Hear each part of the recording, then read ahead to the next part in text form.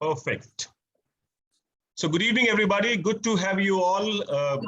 We are obviously meeting after a while at IPN. We are little inconsistent, if I may say, these days, purely of the fact because there's too much happening in the ecosystem.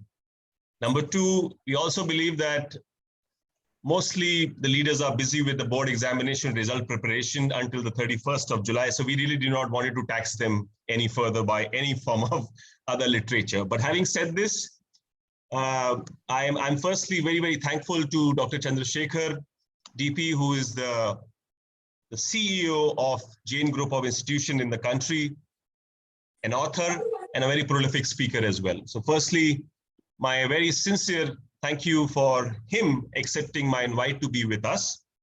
An honor to have you with us. I am usually not a fan of elaborate introduction. If someone has become a CEO purely, I'm sure he must have done that on merit. So there is no denying that he is reached where he is by sheer grit, determination. What I can certainly add to his introduction is that he started his professional career when he was only 21-year-old young, I would say, graduate from college. And he has been with the Jain Group of Institution since then. His association has been with them for the past 19 years, which in this day and age is a rarity, I would say, because we hardly find anyone with that much of commitment for a particular organization. And I'm sure if we can have that much of commitment for any organization in today's time, I'm sure the organization is doing something very right.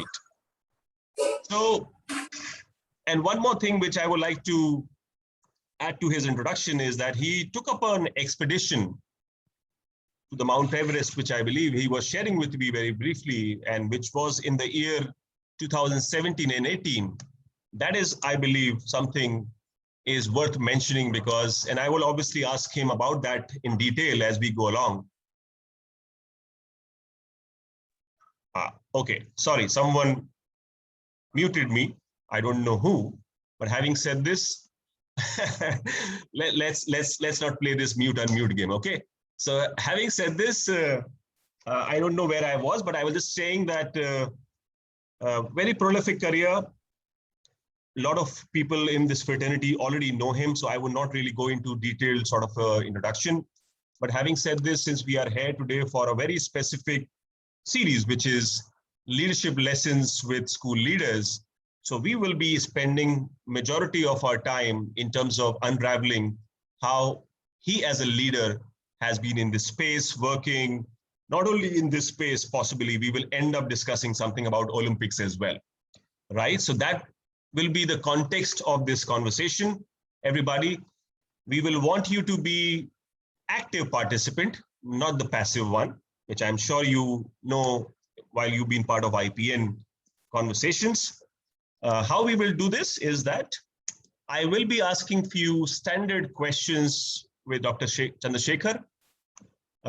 Those, as I mentioned to you, will range from his book to the Olympic Games to life in general, and obviously leadership is interwoven in every answer which he will be sharing with us. And before I even go there, how many of you firstly are aware of the fact that we have won our first silver medal or our first medal at the first day of Olympics? How many? Quick show of hand if you know this, or if I'm the one who is breaking this news for you, you can thank me later. We all know. Fantastic, good job. Okay, so let me begin this first question of mine to Dr. Chandrasekhar. Dr. Chandrasekhar, how does sport, if I may ask you, or what are the entire sporting examples, or I would say sporting traits, an educator can really imbibe in his or her journey, actually? Well, good evening, first of all, to all the people who have joined here. It's an amazing evening, and it's great pleasure to connect with fellow educators from across the country. Thank you, IPN, and thank you, Gaurava, for giving me this opportunity to be on your forum and share my insights about life and learning. Coming to the question, I think there are a lot of takeaways from the world of sports. Personally, I'm a big fan of stories from the world of sports because what is seen is just the tip of the iceberg when I look at it from the sporting perspective. We all know this that champions are made in the gym or in the practice net, not just in the podium or at the podium. We get to see the medal ceremony or the final moment after maybe hours and years of toil and turbulations in any athlete's life. I think that is where the lesson is. Let me quickly tell you two incidences which are totally unrelated, but this is my personal experience from the world of sports. First one was in 2005. This was when we inaugurated the cricket tournament at one of our schools in Bilaspur, where Rajesh Chavan, who is very, very popular in the part of the country up in the center, Chhattisgarh, Madhya Pradesh region. So Rajesh Chavan was a chief guest, and he was to inaugurate the cricket tournament. And ceremoniously, we were all there on the dais, and we were eager to go and speak a few words as the compeer was introducing and talking about the entire program. I was just having a quick on-stage chat with him, and one statement in that chat stuck to me. He said, "It doesn't matter whether you are doing cricket, football, volleyball, anything. Encourage sports." And then he goes on to a stage and he speaks at length about why Correct. students should adopt or embrace sports in their life. That's one incident. It was 2004, 2005. Now, fast forward almost 7 years, in 2011, 2012, we had Pulela Gopichand coming to another program in Hyderabad. And this time, the Indian national coach for badminton repeats the same sentence, exactly the same sentence. He's like, it doesn't matter which sport you play. What matters is you have a sport in your life. Correct. And he goes on talking about it for an hour. I mean, if these two great people have that humility to tell the world that it does not matter whether you play badminton or cricket, but you've got to embrace sports. Sitting there, I was wondering that sport itself is a treasure trove of learning. I mean, the way it brings in discipline, the way it brings in dedication, the way it brings in determination for anyone. And most importantly, for all of us, sport is the only place where even failure is celebrated. It is celebrated so that you can learn. And more importantly, for a student, for a player, accepting failure is taught for the first time on the sport field.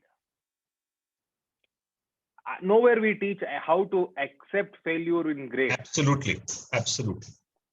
Yeah. So I think that's where I come from when it comes to how we can take away from the world of sports. No, in fact, I think very well said. And I must just quickly add to it.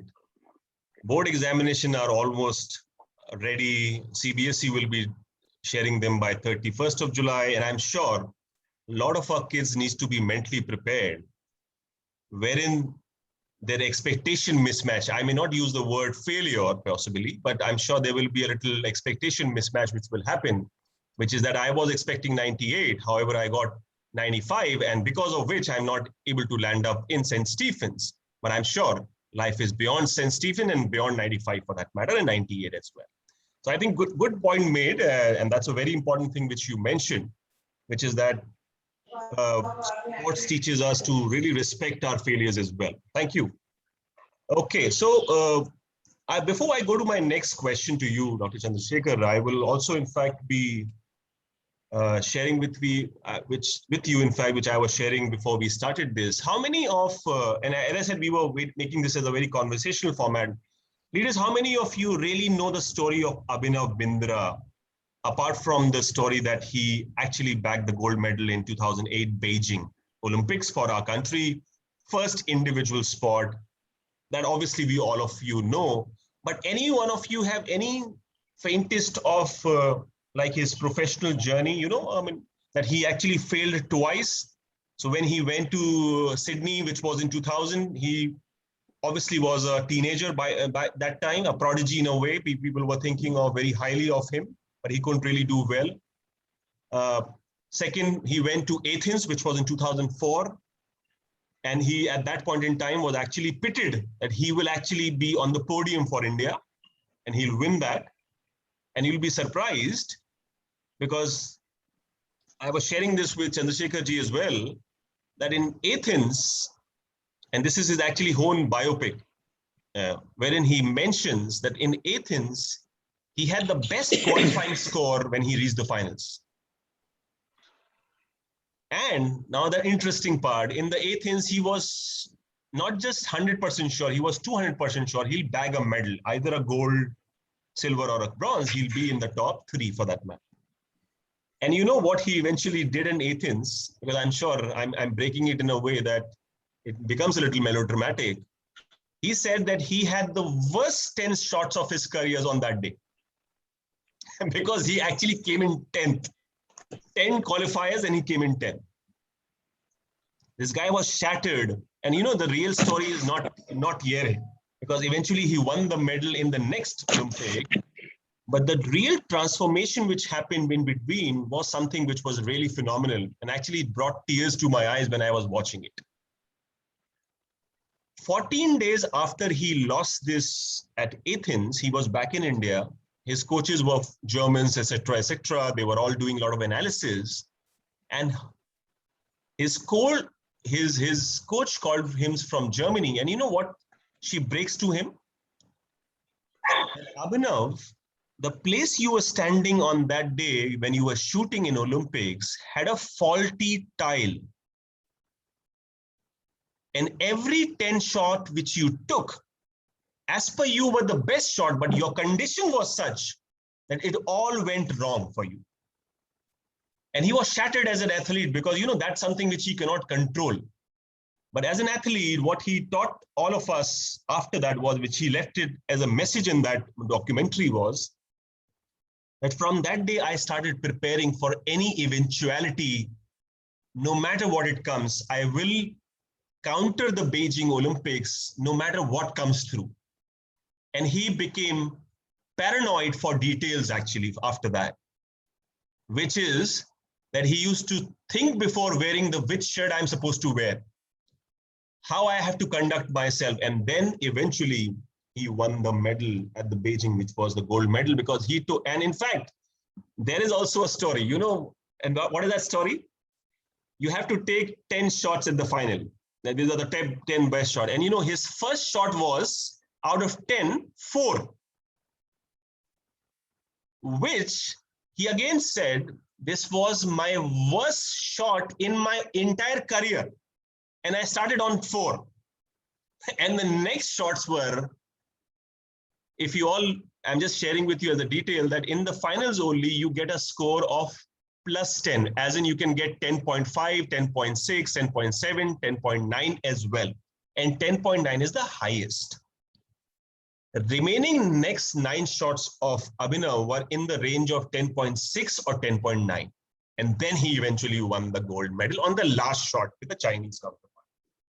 So as I said, maybe a little longish one, but I really, really want each and every school leader, please show that 15-minute documentary to each and every kid of your school.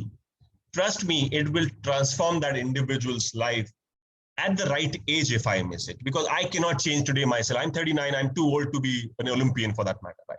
But certainly a kid in a school can do that.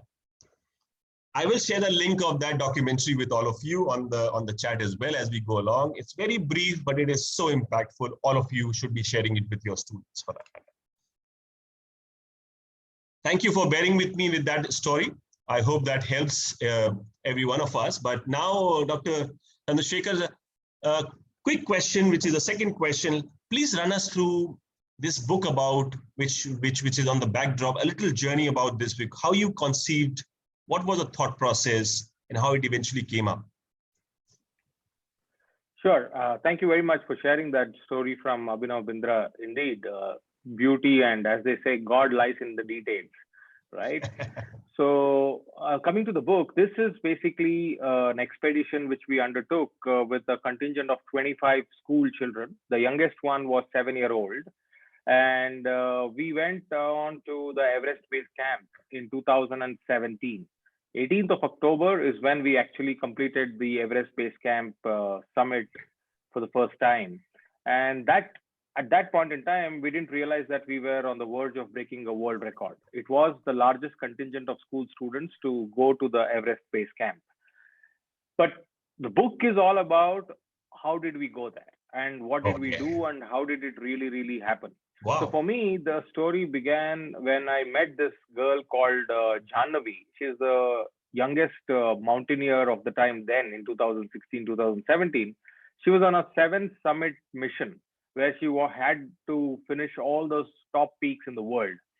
We were sharing the stage at one point in time in one of the companies, and when she went on stage and she spoke on discipline, dedication, and determination, it struck my kind of chord, and it kind of grabbed my attention because I was wondering, is this not what we want our children to learn and take away when they go out of the schools? I mean, we do everything. We teach math, science, languages, and arts and crafts. But at the end of the day, every single teacher, at least I have come across, talks of student adopting discipline, being determined, and also dedicated to whatever they want to pursue. So I invited her. I invited her to be a guest in the school and asked her to speak to the students. Now, when she spoke, I thought it created magic because it was not about teachers or adults talking to children. It was another young teenager sharing her perspectives of life to fellow teenagers. And then the outcome was the Everest Base Camp expedition, where students convinced her to lead the expedition or to join the expedition. And then finally, long story short, we went there.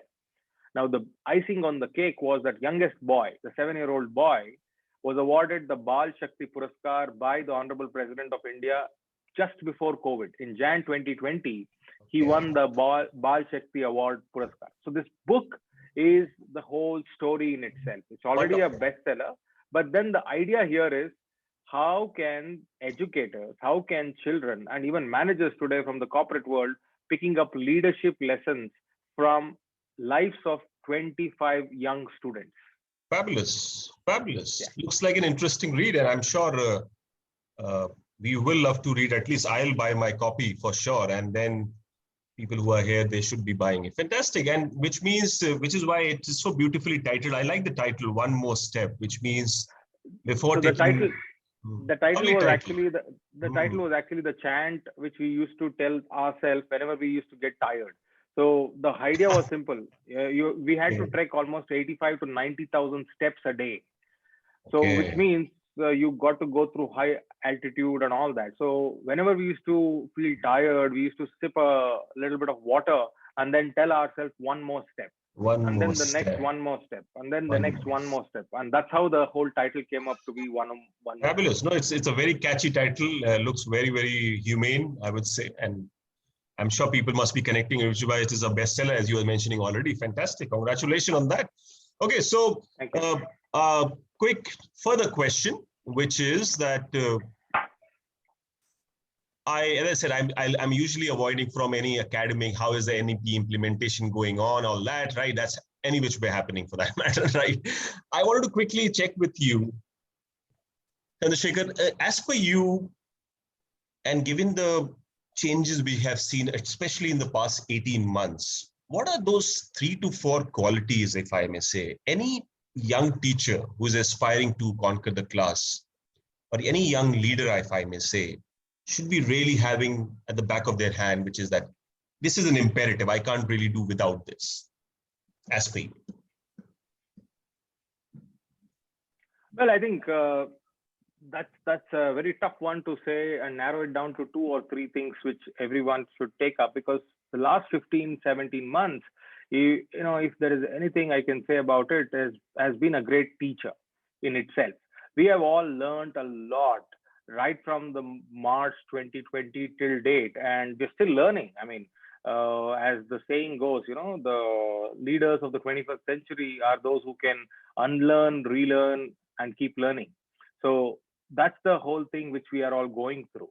But if you look at education, if you look at classroom per se, classroom has changed in all dimensions, in not just the physical dimension, in the intellectual dimension, in the emotional dimension, every other dimension, the classroom has changed. And now coming to your question of what are those qualities which the teachers or the people who engage in a very, very vibrant classroom should look for, is I think the first thing which comes to my mind, apart from the cliched adaptability, technology skills, and other things, is listening. Listening is even more careful and important right now, because I mean we are all reduced to what, 1 inch by 1.5 inch kind of a real estate on screen today, and that's all. The teacher is connecting with us through that, but then there's still a lot of communication, lot of exchange of information which is happening between the student and the teacher.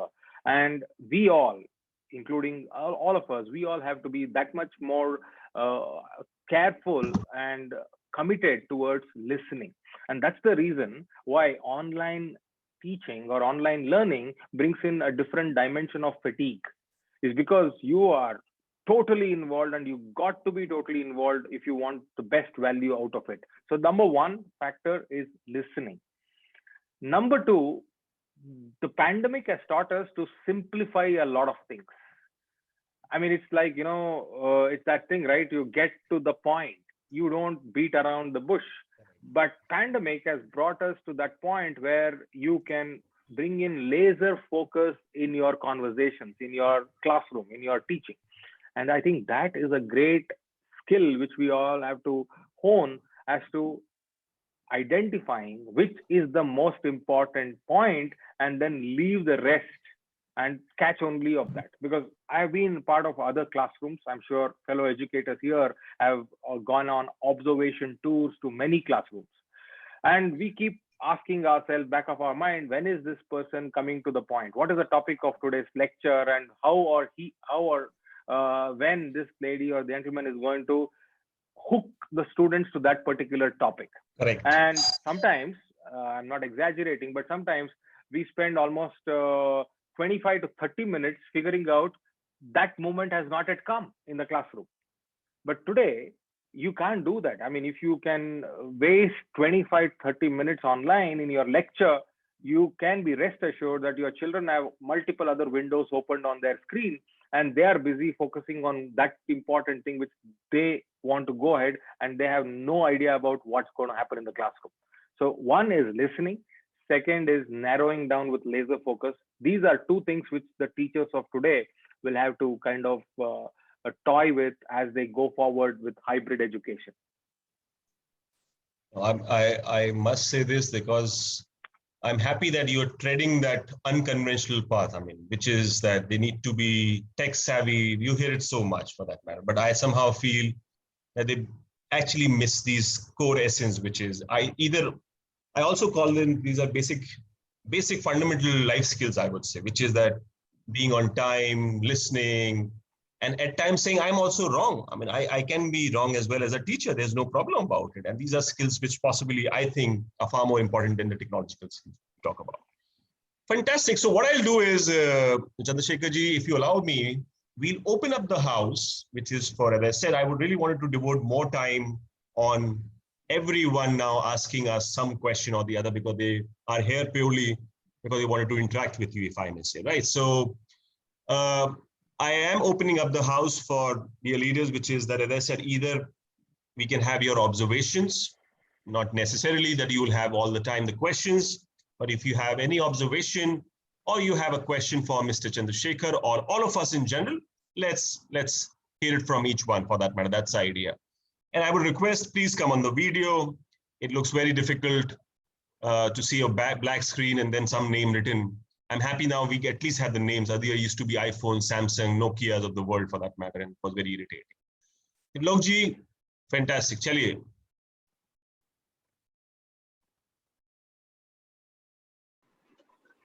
Good evening, everyone. Good evening, Gaurav ji.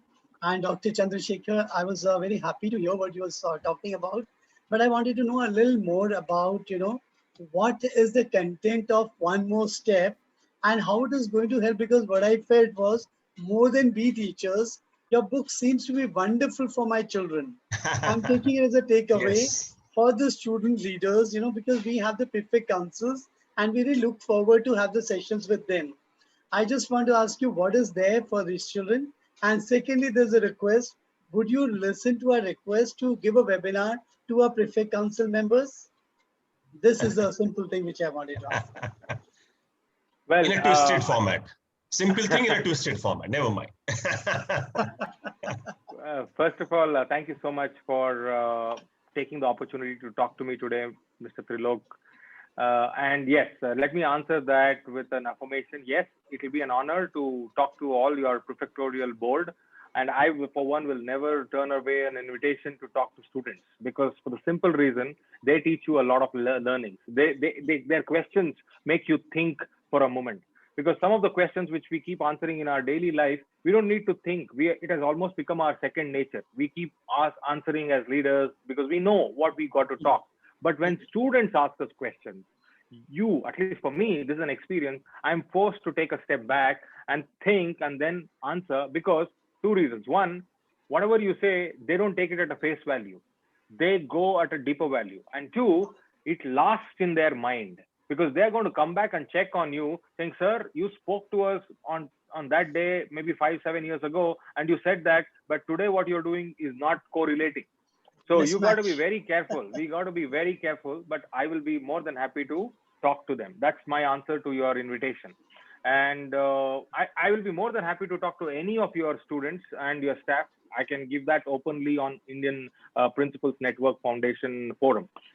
Now, coming to the second part of your question, or rather the first part of this question, the content of the book, I have divided the entire book from the perspective of, as you rightly said, the student.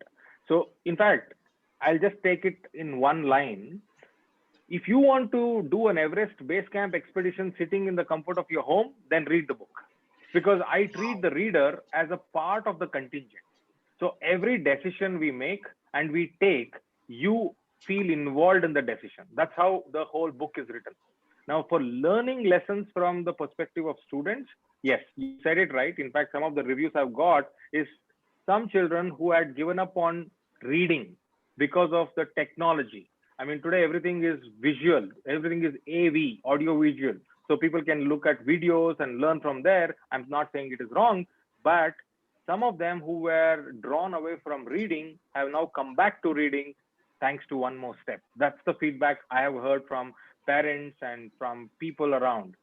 The content of the book itself is in bite-sized capsule. No chapter is beyond 5 pages, so Wow. that the student can understand that, okay, this is a thing. But at the same time, let me tell you, every statement, every sentence in the chapter moves the story forward. It is not about dragging and beating around the bush. It's about trying to progress the whole conversation. It's like a one more step. Every sentence is a one step forward. Three leadership lessons which students can take up is, no matter whatever field they pursue and they go forward, they talk about, they learn about discipline, how important it is to be disciplined. For example, the Everest expedition lasted around 10 days, but the preparation started 60 days before. So, Very true. so discipline to drink water, discipline to carry their weight, discipline to do their tasks, discipline to wake up and turn up for that training regimen, discipline to manage their diet, and discipline to take care of their body. These are things which are very, very clearly written there. And as we know that there is no second chance on a trek like that. The second lesson is about dedication. You got to be dedicated to your cause or to your goal, whatever it is. It may be music, it may be dance, it may be theater, it may be mathematics, it may be research, it may be entrepreneurship. You got to be dedicated. So that's the second lesson. And the third is determination.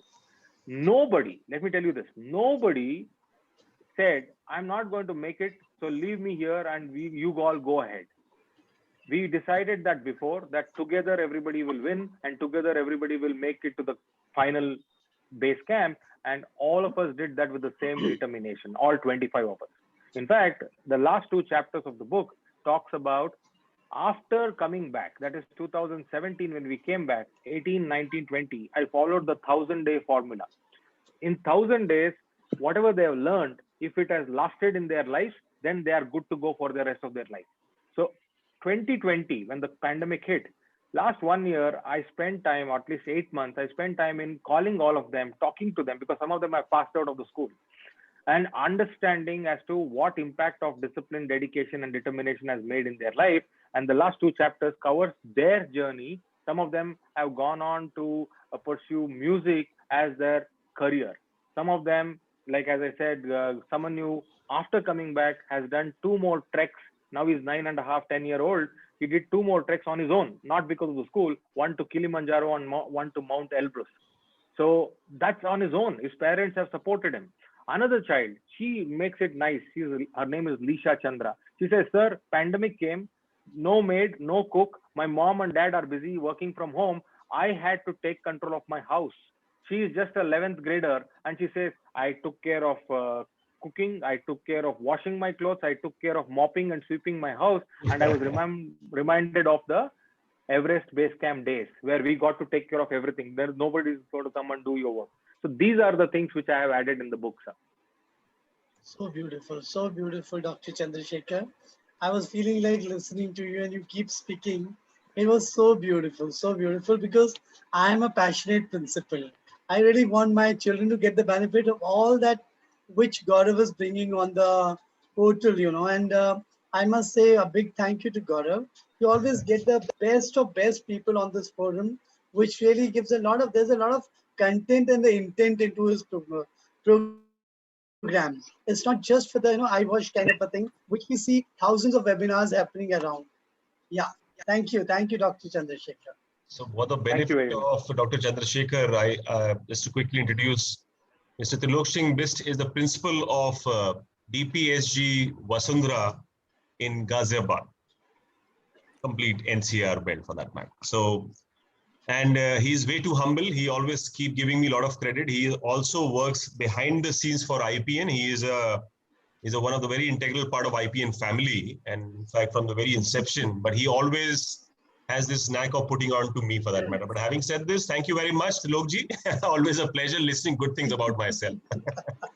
Neeruji, you want to say something? Please go ahead. Yes. Good evening, Gaurav sir. Good evening, sir. Good evening, Dr. Shekhar. Right. I have one question in my mind. Dr. Shekhar, you talked about discipline, right? So my question is that who is the mentor for all these attributes?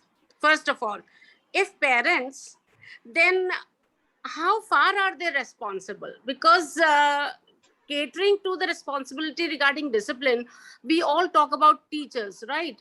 So to what extent are the parents responsible for that? Because the first lessons are coming from home. Absolutely. I understand and I agree with you, ma'am. And in fact, I will say that who is responsible? That's a very, very vast question. I think the entire society has to own up the responsibility, because we all know as educators, values are not taught, they are caught in the environment. So nobody can teach you to be honest until we give them an example of being honest daily. It's not about, okay, in the moral science class or in the life science class, I talk about honesty, but then back out of the class, we do whatever we want. So coming to your point, yes, you're right. It's a partnership. I always believed in this. School is nothing but a microcosm of the entire society. Now, as they say, right, it takes a village to raise a child. It takes a society to run a school. It's not the management, it's not the CEO, it's not the principal, it's not the teacher, it's not the academic head, or it's not the PET. It's the society. Because all of us agree to this. My bus driver, my travel escort, or my security guard, the way they deal with children makes more impact than your maths teacher. So quite right, Mr. Dr. Shekhar. But what I find in today's scenario is, are the parents really taking that initiation? My question is this actually. I want to focus on this, which is very, very important nowadays. Absolutely. I think the answer is both yes and no. There are, for every one example of how parents are instilling discipline in children, there are, I think, more than one examples of how parents are not able to instill discipline in the children. So let's face it, and I am a man who talks straight. I don't believe in a sweet coating or sugar coating my words. The answer is yes and no. Absolutely, I agree with you. But at the end of the day, somewhere in this, I don't say blame game, but in this bargain of whether it is the parent who is at fault or the teacher who is at fault, the end loser is the child. The end loser is the child, and no fault of the child, because child is not saying, don't teach me discipline. Child is only saying, give me good examples so that I can follow them. I think it's a collaboration, the cooperation between the parents and teachers that can make a difference. Yes, sir. Thank you, sir. Thank you so much, sir. Thank you, ma'am. Wonderful, Neeruji. Always pleasure. Good question. I must say that, which makes you think. Yep. Sir Yes, is Sandhya. there with me now. Sir always motivates me like anything. Thank you. Thank you, sir. Tilok, sir. Yes, Thank you. Sandhya or Venkatesh. you. Oh, your question. Thank you, sir. I have only one question. Actually, we all are into education. We all are talking about children. We all are leaders. Major concern is children at home for last 1.5 years. When they come back, how are we going to deal? There may be a lot of issues. Children were protected at home. If in near future the school reopens, how are we going to manage? There may be behavioral issue, there may be emotional issue, there may be issues which are right now present, but when it was a normal class, we could handle it. But now, more than 1.5 years at home, how do we handle now? Because you need to separate them, need to keep them aloof from each other. This situation is going to continue. We have to live with pandemic. So how are we going to manage? Before Great Dr. question. Chandra, Yeah. before Dr. Chandra answers that, your brief introduction, Miss. We would love to know where are you from. I am Sandhya Venkatesh. I am working with Mount Literacy School, Goa. Wonderful. Oh, lovely place. Goa. Lovely place. Wow. Anyway, Chandraji, please, over to you. Great question, Mrs. Sandhya.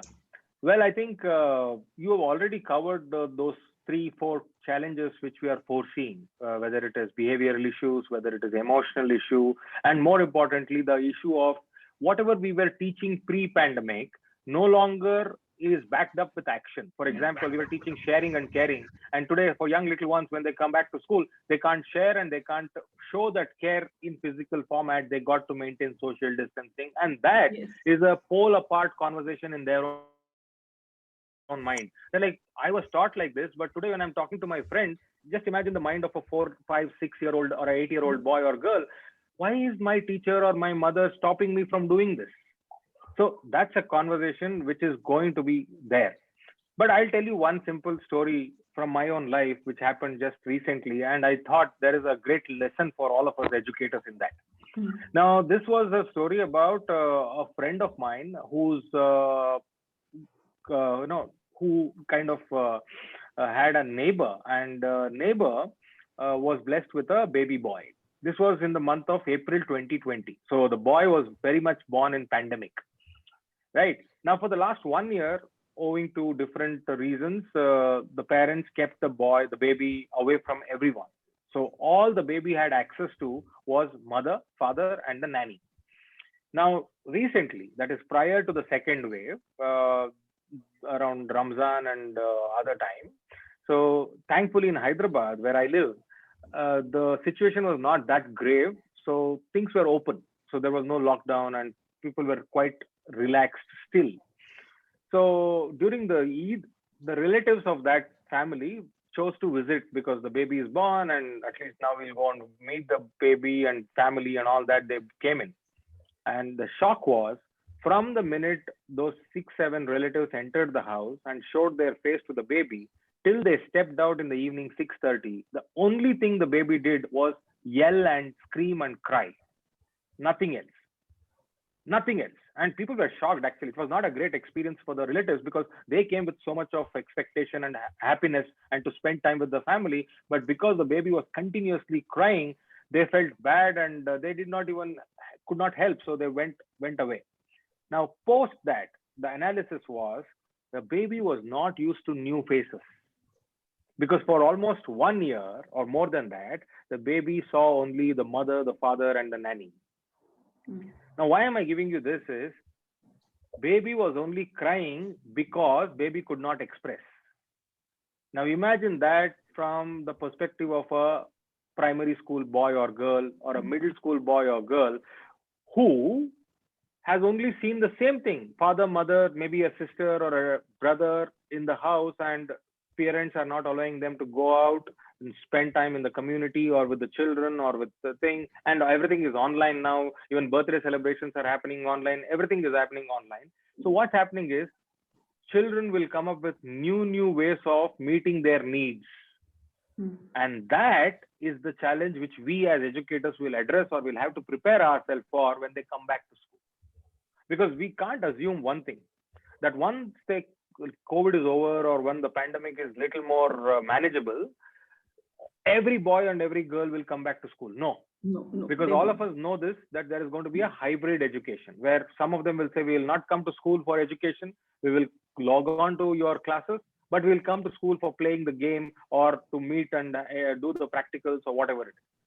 That means as educators, post-pandemic is not only about behavior issues, emotional issues, but also about intellectual issues, but also about logistical issues, but also about how do you deal with new issues, new problems. Some of them we don't even have an answer. Right. Some of them we don't even know that they exist. So I think that's where they're coming from. So answer here is brace for impact. Brace for impact and take it one day at a time and have a more meaningful approach to the solution, because there's no one size fits all solution here. Right. Keep the goal in mind and keep the end in mind, and then go about dealing with the situation on hand. I think that's where situation leadership becomes very, very important. Right. Thank you. Thank you. Well said, Dr. Chandra. Fantastic. In fact, as I said, I'm meeting you for the first time. I wish we would have met you before. Lovely. Good to, but nevertheless, never late, right? And let's hand it over. And firstly, why don't we have more people on video? Let's have more people on video, right? And then we can have any observation or a question. Robert, yes. And then Miss Chitra. Yeah. Robert, if you can unmute yourself and ask the question. Yeah. Yeah, I think I have. Go ahead. Go ahead. Yes, Can you hear me now? Yep. First of all, I think the baby crying, as you said, yeah, that's a really good observation. That the baby is trying to express itself. So when the kids come back, we need to help allow them to express themselves, really talk through the situation. This is what we're coming to. Some of you might feel like this, some of you might feel like that. How do you feel?